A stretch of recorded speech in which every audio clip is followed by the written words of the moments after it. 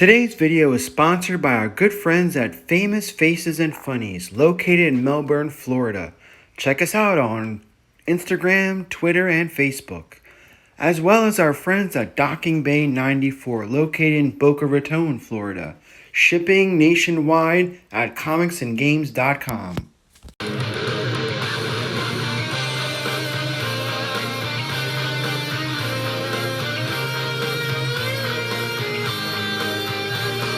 Alright, welcome to the channel. Now, I'm a little bit behind schedule with covering issue number 5, but on the plus side, it's another video to take up time during this ridiculous lockdown. So, issue number 5 is interesting, and in the sense that, everything we know about the GIJoe Universe is slightly skewed in this world in order for it to make sense, again, in this world. So, if you go in with any perceptions, they're going to be slightly altered. The title of this issue is called Dreadnokistan. I guess Allur is trying to associate with media depiction of Afghanistan and Pakistan in terms of a lawless, Sharia-ruled country, which is true for certain parts controlled by Wahhabism and the Taliban, but in other parts, that's not the case. Ask any veteran. As always, we show the cover variants. What I like about this series is that there's always 2 variants. There's not like 8 or 10 like other titles. I think that's ridiculous.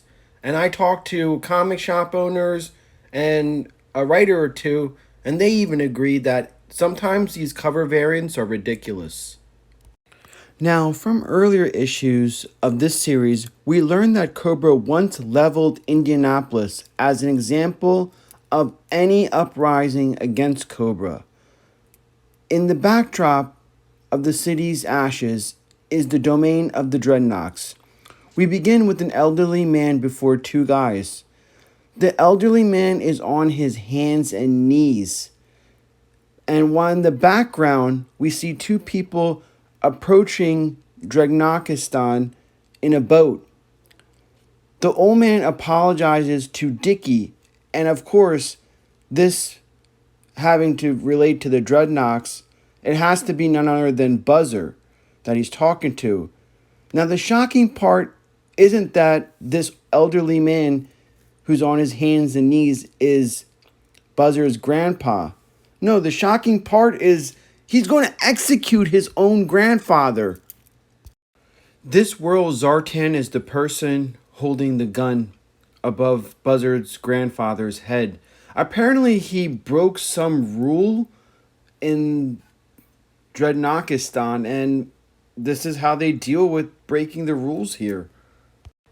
This entire scene is so weird. He thanks Zartan, and just before he pulls the trigger, an arrow comes through, knocking the pistol out of Zartan's hand. The Dreadnoks, return fire. They don't know who it's coming from, but they return in the woods. Zartan's like, wait a second. It's not Cobra. They don't use bow and arrow. So you didn't meant to kill us. Show yourself. And it's none other than Stalker and Jinx. They were the 2 kind of sneaking into Dreadnokistan in that little canoe. They say that, hey, we come in peace. We just want to have your ear and just hear us out. The Joes are like, why are you executing this man? And apparently, Buzzer's grandfather kept on getting injured at work. And their creed is, if you can't contribute to the community, then there's only 63 mouths left. So Nurse Roadpig told this man that, you no longer could work. You're just hurting yourself. And he deemed himself as a liability to the community. So one less mouth to feed. And that's just, and Zartan even agrees, like, yeah, this sucks, but what are you going to do? We have limited resources. As she's being bound, and Jinx calls these Dreadnoks animals. And then you see Buzzer's like, yeah, you know what? When you have a whole bunch of bats coming in and hosing down everybody, only left is animals. So apparently these Dreadnoks have no alliance with Cobra whatsoever. They've been victims just like everybody else in this world. Like, they've had Cobra annihilate their community, and they're just, living off of the grid and living off of scraps, doing the best they can. There's some sense of order, but it's, the Wild West type of order. While our hands are tied, they bring Jinx to her dinner and they just tell her, you know what, just eat like an animal. And she's like, all right, I need to get these guys respect, so I need to think like a dreadnought. So she uses her teeth and takes the knife, and then she kind of like, I'm doing what you guys would do. And, that gets Buzzer like, all right, yeah, you're one of us now. So let's do a new Dreadnok initiation with you. So that's all going down. Meanwhile, we see Stalker and Zartan talking. And Zartan reveals that he wasn't part of the Dreadnoks. He was just there by accident when Cobra invaded Indianapolis. And Stalker's like, well, Cobra's coming back. They're looking to establish their North American capital here and have it as an example. So that would mean that Cobra is going to come in and eliminate all the remnants of Indianapolis. So they're just going to clean everything off. And Zartan's like, oh shit. So they're coming to get rid of all of us. So we need to be prepared. So it's kind of working with G.I. Joe. And here we see Jinx going through her motorbike initiation with the Dreadnoks. And at least this is a little bit familiar with the Dreadnoks that we know in A Real American Hero. All of a sudden, a battalion of bats show up. So apparently this is like a recon bat unit just to go and surveillance of the area. Now, we see Stalker here calling into G.I. Joe Command saying, hey, we need to extract the 63 survivors here now, and the time frame is increased, so we need to get on this right away. Meanwhile, we see Buzzer and Jinx having their handful with one of the bats, and they're kind of working together. It's just weird how they were, all of a sudden they had this, friendship, and they're looking out for one another, because believe it or not, they adopted Jinx into the Dreadnoks, which is kind of funny. And we see Buzzer. This is what I think is interesting with this Buzzer and these Dreadnoks, is they're not just mindless idiots. Yes, they are animals, but they have a sense of nobility. They put the community first before themselves. And we see Buzzer here telling Jinx, go back to the everybody else and warn them, I'm going to do my part for the community. And he opens up his vest and he's strapped. He's going to become a human bomb. And he runs towards the bat saying, all right, do what you need to do. I'm going to do what I need to do. And if this is how it's going to be, this is how it's going to be. And we see Jinx tackle him and be like, listen, there's already too many dead heroes out here. We need you to stay alive for these people, for the community, and be the animal that you are. And I think that's really moving. And, we go back and we see that G.I. Joe has already brought the helicopters, the Apaches, to take everybody out from Dreadnokistan, Indianapolis, and the survivors that are remaining, so they could join in the resistance.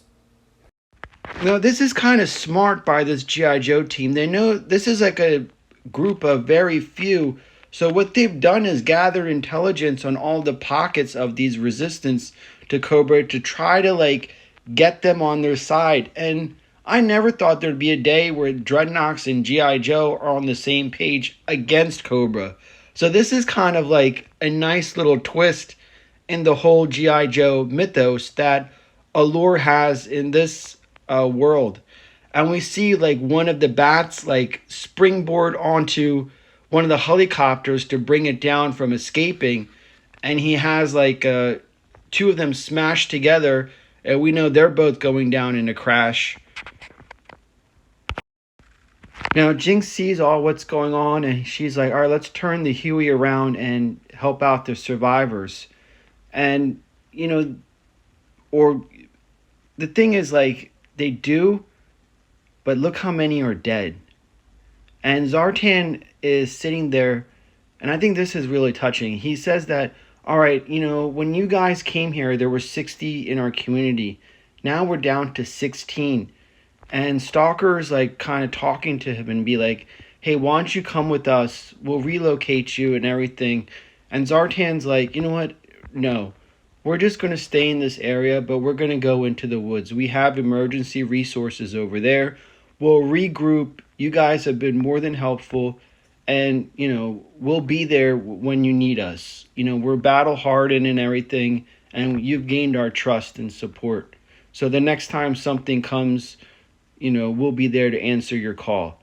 And we see Buzzer holding his grandfather as the team, uplifts, the G.I. Joe team leaves the site and leaves the Dreadnoks in Dreadnokistan.